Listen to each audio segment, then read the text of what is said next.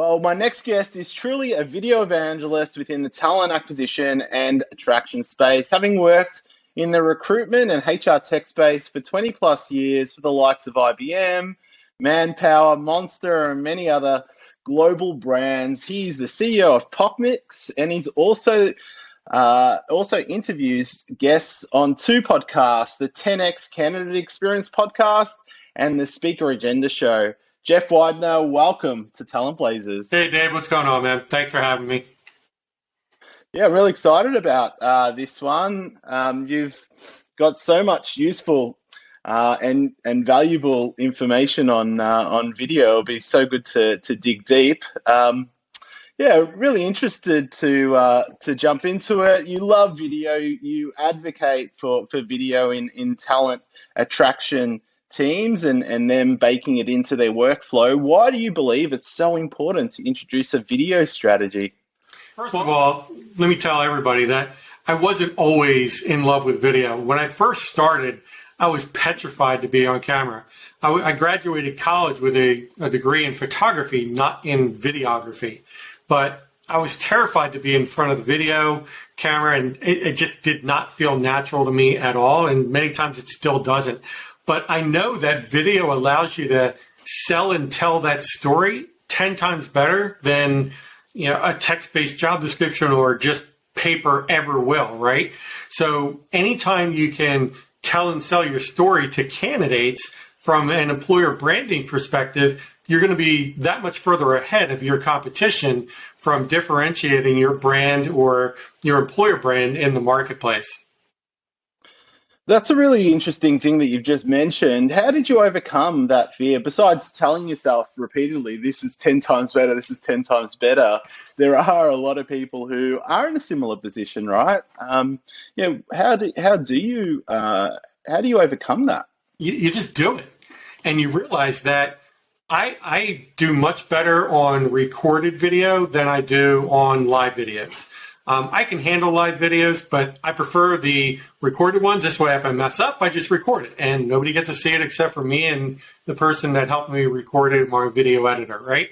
So that's really how I overcame it. I don't care about making mistakes on video because it's all digital and just you can erase it or edit it out. Yeah, it is nice to have a network of people who do say nice things when they do see you on video as well to get that validation. Sometimes it is a little bit scary putting yourself out there, but when you get an abundance amount of likes or comments, if you are socially promoting those videos, or someone who has seen the video to come and join your company says, I saw your video and that's why I applied.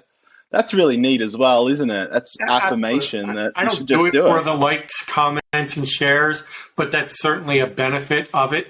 One of the great things is you go out to any kind of conference event and people, oh yeah, I saw your podcast or I saw your video or I saw this and that. In fact, we had a hiring manager who was over in Europe. He was in London and he was speaking at a conference, and we had recorded a career webinar for him a few weeks prior, sending out to hundreds of candidates at a time. And a couple of candidates recognized him at the conference from the career webinar that we had recorded. So, it certainly helps with building that rapport before you actually get to meet somebody. Building trust, yeah, I've got it. That's a really good point. So creating video is one thing. Distributing video is another. What's your advice to companies about getting eyeballs on the video? So it depends on the job. Some jobs, you only need to make one hire. So you don't need the job to go viral and have tens of thousands or millions of hits or views for you to actually make that hire. In fact, you're actually detrimental to your overall recruiting strategy if you do it that way.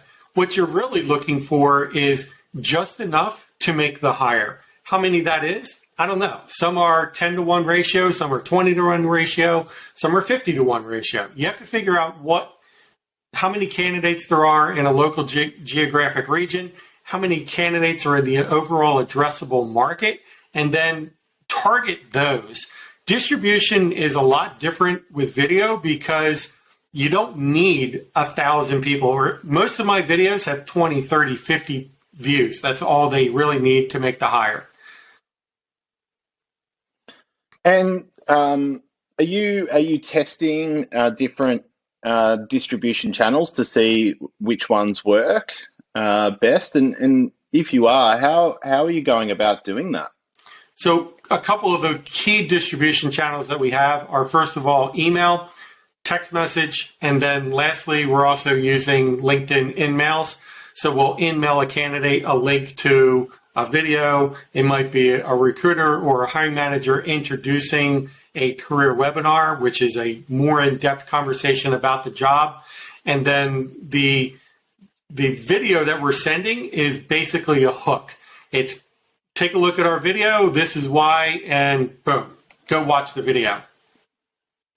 Yeah, so that's really interesting. So you just mentioned a use case of a video job ad before, and now you've just mentioned a video for a webinar, a hook. What are other ways that companies could be thinking about introducing video into their workflow, basically to help improve the candidate experience? What are you seeing? Sure. So video can be used up and down that hiring or even onboarding funnels. You could also use it internally, right? So if you look about the hiring funnel, you can use it top of funnel to get interest in your position or interest in your employer brand, educate them, etc. You can also do it middle of funnel to kind of position that hiring manager as a subject matter expert. You can use it as bottom of funnel, for example, sending them a video right before they're about ready to show up for an interview. Here are directions, things like that. But you can use it in the onboarding process, introduce the hiring manager, introduce the team. You can also use it for employee feedback. Let's say the CEO gives a presentation and you can get feedback, both internal from the employees, but also from leadership down, right? So you can use video in a lot of different ways throughout the organization. And we were just talking a little bit offline about employee stories and really short snapshots. In a market like this, great resignation, candidate short market, how should companies be thinking about building trust with candidates and pushing them further down the funnel? Well, you just answered your own question, didn't you, right? Employee testimonials are absolutely critical, and it's a differentiator in the marketplace. If you can have that prospective candidate or applicant put themselves in the place of one of your employees, then you're going to be much further down the road with a candidate that's just going through a text-based job description and filling out, a half hour, 45-minute survey or assessment, right? You have to build relationship and trust. And one of the great ways that sales organizations have been doing this is client testimonials. There's no difference in a client testimonial versus an employee testimonial. You have to send them out during the right time in that interview process. If you send it too early, it's not going to fall anywhere, right? You haven't educated the market yet. But once they've got a little bit of knowledge about your organization and they're wanting more information, let's say they applied, boom, that's when you should be peppering them with employee testimonial after employee testimonial. And can you have too many? Absolutely not, because you don't know what that candidate's hot buttons are. It could be a really good cultural experience. It could be that they're very money motivated. It could be that they want to give back and have some kind of impact in the local community. So you have to figure out what it is, what that messaging is that applies to that individual. And I can imagine if there are many. How many, I'll ask this question. How many employee stories? I know you said there couldn't be too many, but when do you think a company is really, the rubber's hitting the road when they're able to start portraying, how diverse their environment is? And we know that diversity and inclusion is a hot topic, and I can see a path forward with employee stories. When do you think the rubber's hitting the road for them to amplify what it's really like to work within their company and diversity and inclusion? I don't know how to answer that. I mean, every company is different, right? So a company that has 150,000 employees is going to have a lot more availability to a diverse candidate pool or employee pool than a little startup with 10 employees, right? So, and it also depends on where in the United States they're located. If they're located in Silicon Valley versus, Raleigh, North Carolina. So there's a lot of differences. But what I would say is collect as many as possible. You should be doing that from the time they start until the time they leave. And, we try and collect employee testimonials all the time and also candidate testimonials. I'm always constantly reaching out to candidates that apply to us. What was your candidate experience like? I want to get feedback. We don't always use video, but when I do, I want to see how it impacts the candidate experience. And 9 times out of 10, it does have a positive impact on the candidate experience. And you would have seen and been involved in creating a number of these videos. What does a good one look like? Are they answering one question? Are they answering multiple questions? Is there a certain time frame that companies should be aiming for? So it depends on the video and where it is in that process. So for example, if you're doing a career webinar, you've got the hiring manager's attention, I would recommend doing an intake meeting, and I would try and keep that intake meeting to 5, maybe 10, 12 minutes max, 15 at the very longest. I have had them go for 45 minutes, but that's for really detailed, highly technical positions that need a lot of explanation about what it is that hiring manager is looking for. But for most positions, 10 minutes is fine for explaining what it is you're looking for, why this candidate should be interested in working for this company, this hiring manager, this department. You have to answer the why. For an employee testimonial, it should be 30 seconds, a minute max, maybe 2 minutes at the onset if that candidate has a lot to say and has a really impactful experience for whatever reason, right? They've got a very valuable story to tell. Other types of videos, let's say a job advertisement, those should be about 30 seconds, 15 seconds in length, because it's all about the hook and then driving them to get more information. So it just depends on where you're using video in the process. Yeah, gotcha. And how should you work with so many of them, how should companies be thinking about getting an ROI with video? I don't know how to answer that. You're asking me some tough questions here, Dan. Again, not every company needs to see an immediate ROI. For example, hires off of career webinars or video-based job descriptions or even employee feedback, right? A lot of this has to do with candidate experience and most companies are not even measuring candidate experience. It has to do with employer brand and how you're promoting your employer brand. Overall, though, if you were to look at a long-term strategy as to how to best engage or increase your candidate experience, video should absolutely be a part of that. Now, where and how you use it can vary very greatly. So, for example, we're using video voicemail. So instead of having the recruiter leave 100 voicemails a week, they just click a button and they send 100 videos to 100 candidates. But it's all on a single landing page, and it's just a recruiter leaving a voicemail message. Same message that they would always leave. Hi, my name's Jeff. I'm a recruiter I've got a position for. I'd love to speak to you about this. Takes no time to record the video. It's a 10-second message, right? And you just send it out over and over and over again. And there's 1,000 tools to do that. Video My Job included could do that, I'm sure. So it just depends on how you want to incorporate video. Yeah, when we're talking about ROI, time saved is a big one. That's for sure. And what you're also saying is that it's mostly a brand play to build trust. I would think so. Yeah, most companies right now, the main asset that they use to build their recruitment marketing efforts is focused around the text-based job description. And unfortunately, text-based job descriptions, they've been around forever, but they're not very good at selling and telling the story about why a candidate should come work for that company.